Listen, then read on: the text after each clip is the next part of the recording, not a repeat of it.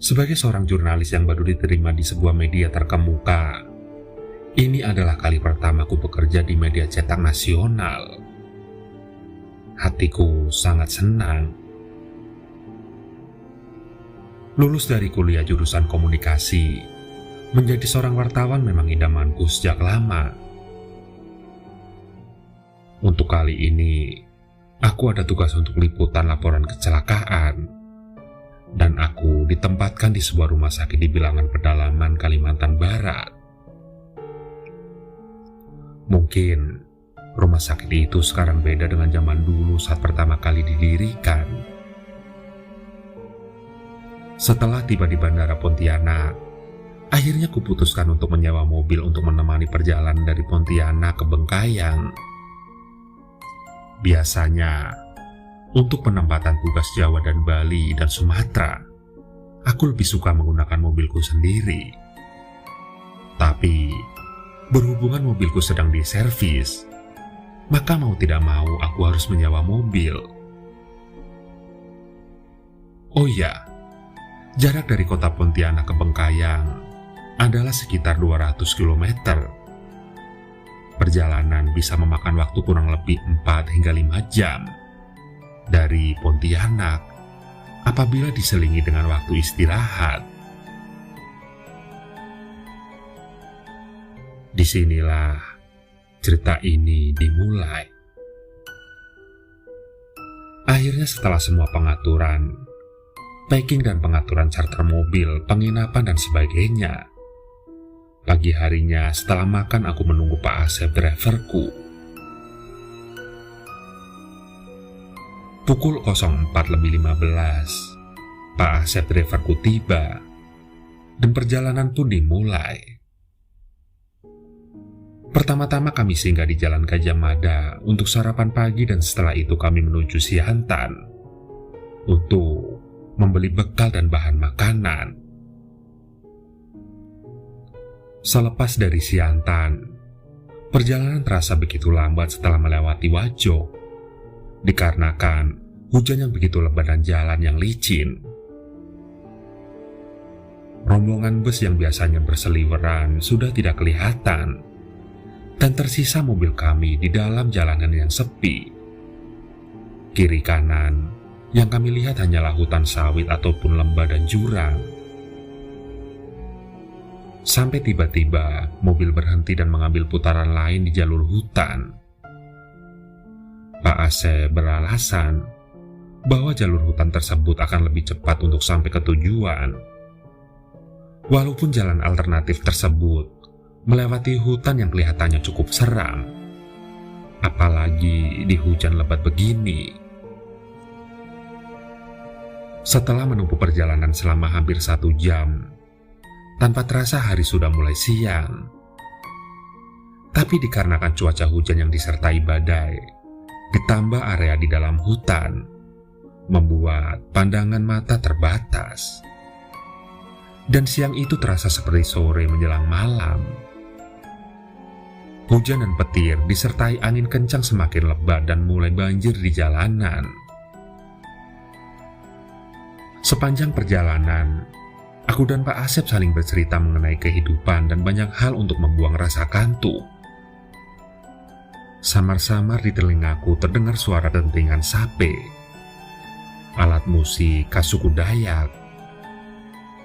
Dalam kesehariannya, sape memiliki bahasa lokal yang artinya adalah memetik dengan jari. Di sepanjang perjalanan tadi, di mana awalnya aku mengira Pak Asep menyalakan radio, tapi di tengah hutan tidaklah mungkin ada sinyal radio. Tiba-tiba mobil kami melambat di tengah hutan. Seakan-akan medan yang kami lalui dipenuhi banyak lumpur, sehingga mobil agak oleng ke kanan dan ke kiri karena licin. Padahal, jalan yang kami lalui masih jalan aspal walaupun di tengah hutan. Dan tiba-tiba, kunci pintu mobil yang dari tadi dalam posisi terkunci tiba-tiba terbuka sendiri. Aku yang duduk di samping kursi pengemudi langsung melihat ke Pak Asep yang sedang menyetir. dan berusaha menstabilkan arah mobil.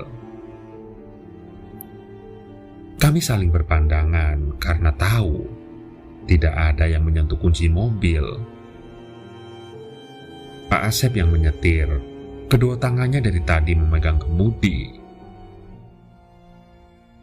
Belum selesai keheranan kami, tiba-tiba kunci pintu mobil terkunci kembali dengan sendirinya. Kami semua mulai bingung dan takut, tapi masih mencoba untuk berpikir positif. Mungkin ini cuma masalah sambungan listrik mobil yang bermasalah, sehingga kunci pintu mobilnya bisa buka tutup sendiri.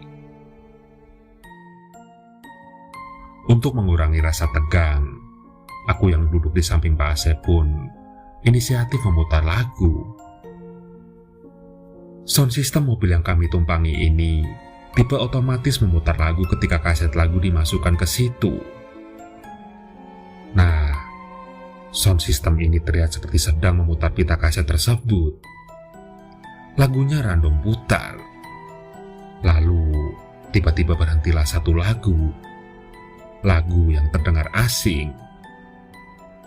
Pak Asep yang punya kaset tersebut tidak merasa pernah memasukkan lagu itu ke dalam kaset rekamannya dia.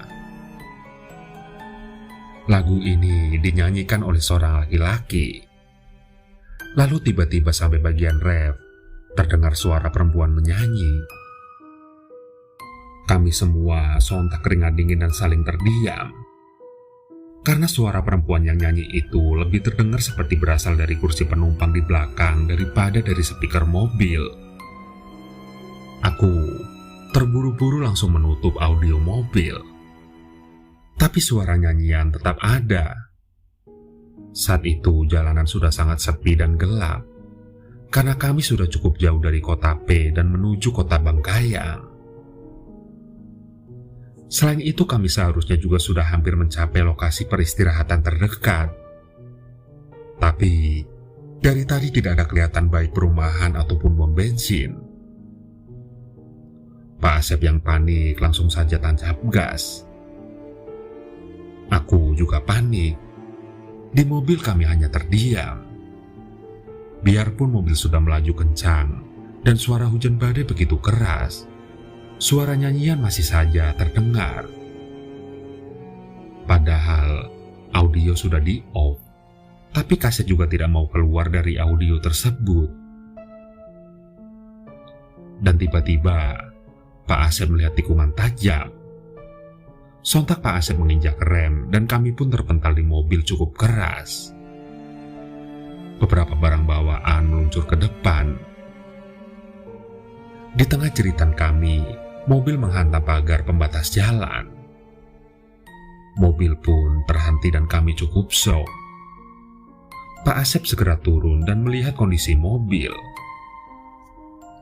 Setelah beberapa saat, beliau masuk dan berkata, "Mobil agak lecet dan penyok, tapi kondisi mesin dan lampu semua oke. Kita akan lanjutkan perjalanan ya." Akhirnya perjalanan pun dilanjutkan, dan kami sepakat untuk langsung ke penginapan saja, dan perjalanan ke rumah sakit dilanjutkan keesokan harinya saja. Singkat cerita, keesokan harinya kami tiba di rumah sakit tersebut. Di rumah sakit tersebut, aku kebagian menulis korban-korban kecelakaan, lalu memuatnya di koran sebagai pemberitahuan bagi masyarakat. Barangkali ada yang belum mendapat kabar dari sanak saudaranya yang tengah dalam perjalanan. Bisa jadi dia mengalami kecelakaan. Satu-satunya yang diandalkan untuk mencari tahu adalah koran pada waktu itu. Saat itu, media sosial dan internet masih tidak seterkenal dan semasif saat ini. Masih segar dalam ingatanku peristiwa yang kualami 25 tahun yang lalu itu.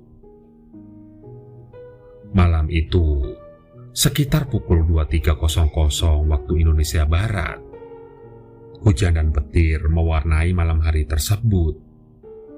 Aku berada di gedung selatan rumah sakit, tempat kamar mayat berada. Dari teras, langsung masuk ke dalam lorong agak lebar. Belok kiri, di situ ada pintu lebar dengan tulisan besar kamar mayat. Gedungnya terpisah, sehingga tidak banyak orang di sana. Memang menakutkan, tapi aku tidak sendiri. Banyak rekan-rekan jurnalis lain yang ada di sana. Kami bersenda gurau sambil menikmati sebatang 2 batang kretek plus kopi hitam. Iya, aku termasuk perokok berat. Timur, salah satu rekan wartawan bercerita soal hal lucu, hingga tawa kami meledak memecah keheningan. Namun, ada yang janggal. Salah satu wartawan lain justru diam dan hanya menatap kami lama. Ngapain sih? Udah serem banget kamu, kataku padanya. Kita pergi yuk. Gua ngerasa kalau kita lebih lama di sini bakal ada yang janggal, kata dia. Beberapa rekan terlihat merinding dan pori-porinya melebar. Rekanku itu masih saja mengajak cabut dari tempat tersebut tanpa memberitahu maksudnya. Jelas saja kami jadi bertanya-tanya apa yang sebenarnya terjadi. Tapi rekanku tersebut tidak mau memberitahu kami. Aku tak bergeming. Aku dan Timur memutuskan untuk bertahan, sementara yang lain mengikuti langkah rekan tadi untuk menjauh. Lantaran masih harus bertugas hingga pukul 04.00 waktu Indonesia Barat, maka aku tetap tinggal. Timur dengan setia menemaniku. Nin, gua mau bikin kopi nih, mau nitip tidak? Tanya Acil. Waktu menunjukkan pukul 23.40 waktu Indonesia Barat. Coba lihat di pantry, kalau masih ada gorengan, beli ya Tim. Lapar nih. Timur hanya manut-manut saja. Dia lalu beranjak ke lorong menuju depan rumah sakit di mana ada pantry untuk karyawan rumah sakit. Menunggu Timur, aku sambil rebahan sejenak di lantai rumah sakit. Dengan kondisi lantai marmer yang agak-agak kusam ini, aku tidak terlalu peduli. Toh, kami juga sudah tidur-tiduran sepanjang siang di sini. Sambil memandangi langit malam, tiba-tiba aku mendengar langkah kaki dari sebuah sepatu hak tinggi. Aku menengok ke arah lorong. Karena sudah gelap, nampak seperti perempuan memakai dress putih selutut dan sepatunya menimbulkan suara khas. Dia berjalan ke arahku. Aku melihat wajahnya.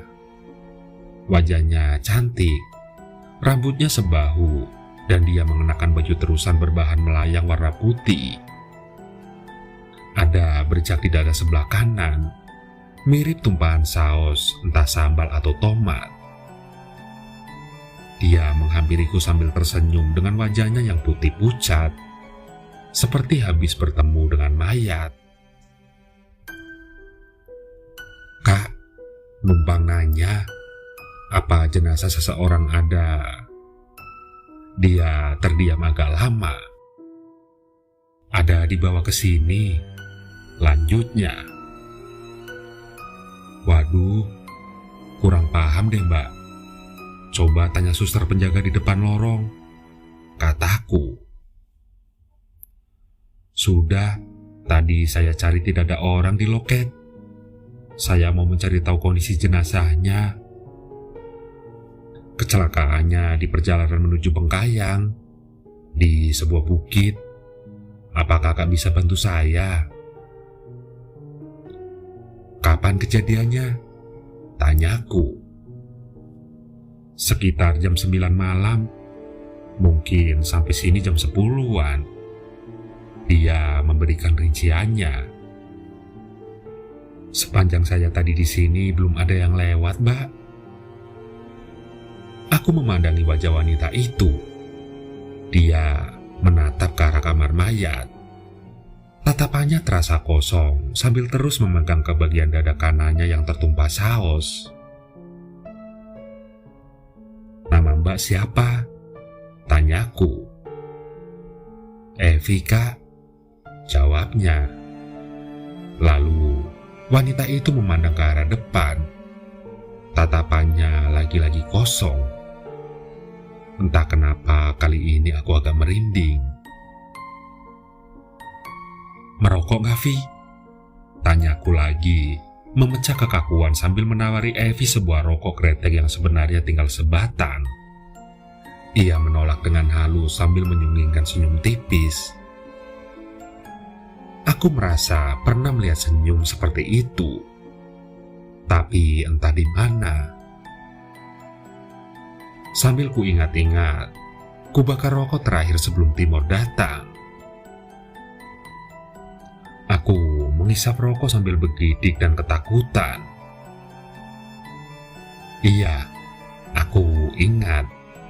Senyum itu mirip senyum si manis jembatan Ancol atau di film-film hantu jadul. Kenapa aku jadi ketakutan begini ya? Jelas-jelas aku mendengar langkah kakinya berjalan. Aku buru-buru menyingkirkan pikiran negatif dari otakku. Sambil membaca doa dalam hati, sesekali aku memandangi Evi. "Mbak sama siapa kemari?" tanyaku. "Sendiri, Kak," ujarnya. "Oh, memang naik apa kemari?" "Mobil." Tapi dia menghentikan ucapannya. "Tapi kenapa?" tanyaku lagi.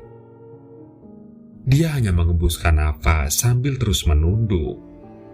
Rambutnya sedikit menutupi wajahnya. Terus dan terus. Aku diam saja dan tetap menghisap rokokku sambil memandangnya. Sesekali aku melemparkan mata ke arah lain, tapi tetap memandangnya kembali.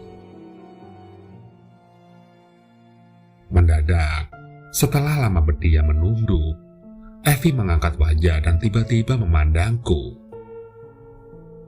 Kali ini tatapan Evi ada yang beda.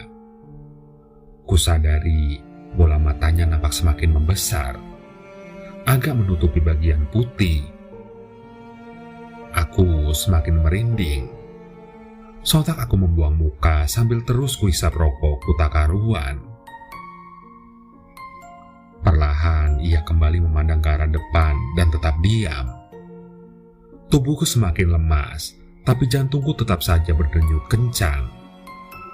Kami diam 1000 bahasa. Aku sama sekali tidak berani mencari bahan pembicaraan. Hanya diam. Aku kaku. Sampai tiba-tiba, "Saya pamit dulu ya. Nanti kesini lagi. Mungkin sekitar jam 3, kata dia. Aku buru-buru menjawab. "Oh iya Mbak, kalau mau nanya-nanya info ke bagian depan saja. Tanya suster yang bertugas.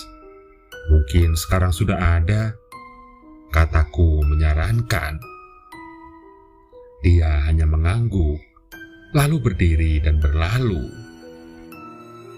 Langkah kaki dari sepatu hak tingginya masih terdengar hingga ujung lorong keluar. Kupandangi terus untuk meyakinkan dia memang sudah pergi agar aku tidak semakin takut. Tidak berapa lama, aku mendengar langkah kaki.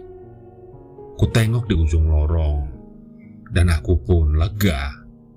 Ternyata itu Acil. "Woi Min, lama ya? Sorry, tadi kenalan dulu sama cewek. Cakep banget orangnya," ujarnya sambil mengaduk isi kresek yang dibawanya lalu menyerahkan sebungkus kretek kepadaku. Aku mengambilnya sedikit kasar lantaran aku kesal padanya. Bukannya memikirkan nasib kawan, malah enak-enakan kenalan sama cewek. Padahal di sini aku setengah mati menahan takut. Lah, Manyun lu, kenapa? Tanya Timur padaku. Bodoh amat, gue tungguin juga. Ternyata kenalan sama cewek. Gue hampir mati berdiri di sini, kataku dengan kekesalan yang teramat sangat. Ya elah, penakut lu, kagak ada apa-apa juga. Gorengan nih, katanya menawarkan. Dia pakai baju putih selutut gitu, di bagian dada kanan kayak ketumpahan saus.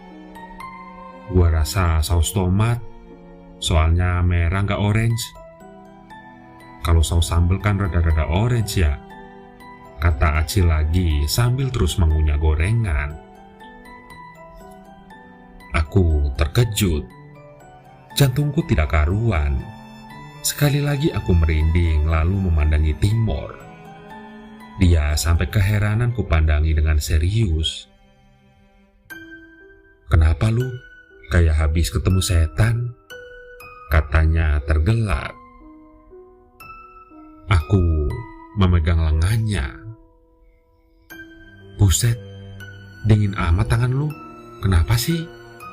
Tanyanya lagi. Kali ini sambil menghentikan kunyahannya. Cewek yang lu temuin namanya Evi bukan? Tanyaku. Lah, iya, kok lu tahu? Nafasku tidak karuan. Darahku mengalir cepat dan detak jantungku pun berantakan. Tim, gua tadi ketemu dia juga. Gak berapa lama lu pergi. Dia jalan ke arah gua pakai sepatu hak tinggi. Sepatunya bunyi menandakan kakinya menapak. Gua tidak curiga. Tapi memang sih, mukanya pucat gitu. Terakhir tadi jam 1:30 tadi dia pamit. Tapi nanti katanya mau balik lagi, ngecek saudaranya yang katanya meninggal kecelakaan. Ciri-cirinya sama persis dengan yang lu katakan. Gak berapa lama dia pergi, lu ada di ujung lorong. Gua padahal udah sempat takut ada siapa-siapa lagi. Gak taunya elu. Nah, lega lah gua. Tapi denger lu cerita begini gue merinding lagi, kataku dengan suara sedikit gemetar. Timur terkejut mendengar ceritaku seolah tidak percaya. Ah, yang bener lu. Jadi merinding gua, katanya. Terserah lu mau percaya apa enggak. Sekarang, dari mana gua tahu nama dia Evi kalau gua nggak kenalan? Tanyaku balik. Timur langsung duduk merapat ke arahku. Terlihat kecemasan di wajahnya. Dia bilang mau balik lagi jam 3. Tadinya kalau lu nggak datang-datang gua mau cabut saja. Sekarang lu sudah datang, gua jadi agak berani. Aku tergelak pelan. Ya sudah, gua penasaran. Apa benar itu perempuan nanti balik lagi jam 3? Kita tungguin aja yuk, kataku lagi. Sebenarnya Timur sudah sangat enggan untuk diam di lorong kamar mayat tersebut. Tapi karena aku tetap memaksa, atas nama solidaritas ia pun terpaksa mengikuti keinginanku. Sampai di ujung lorong keluar, mendadak ada tempat tidur roda yang masuk, dan di atasnya ada sesosok mayat yang ditutupi kain putih. 2 orang perawat berjalan agak cepat mendorong tempat tidur beroda tersebut. Wah, siapa tuh Sus? Baru? Tanyaku, mengkonfirmasikan jika mayat tersebut baru meninggal. Kecelakaan di mana Sus? Tanya Timur kepada suster tersebut. Lihat sendiri saja, sahut suster tersebut sambil terus berjalan. Kami pun berhenti sejenak mengambil buku catatan dan ballpoint. Zaman dulu kami masih menggunakan itu untuk menuliskan informasi yang penting bagi pembaca koran. Setelah dapat, barulah kami mengejar suster itu. Ternyata mereka sudah berada di kamar mayat. Pintu kamar mayat yang dingin sedikit terbuka. Ruangan mayat seperti bagian freezer lemari es demi mencegah mayat tidak cepat membusuk. Setelah suster menaruh mayat di atas meja bedah, mereka segera pergi tanpa melayani pertanyaan kami. Yang jelas, sekitar pukul 2:30 meninggalnya. Sepertinya kecelakaan sekitar jam 21.00 waktu Indonesia Barat. Tertusuk besi reng di dada. Kami melihat kronologi dan sebagainya di catatan kematian. Tidak ada, tanyaku dalam hati. Aku dan Timor pandang-pandangan seolah memiliki pikiran yang sama. Tim, lihat bareng yuk. Lu sebelah kanan, gue sebelah kiri. Kita singkap kain putihnya sama-sama. Mau gak lu? Tanyaku sambil merinding antara ngeri dan kedinginan. Timor pun mengangguk. Dia berjalan ke arah kanan mayat. 1, 2, 3. Kain pun tersingkap. Kami pun segera kabur terbirit-birit karena ketakutan. Ternyata jenazah di depan kami adalah Evi.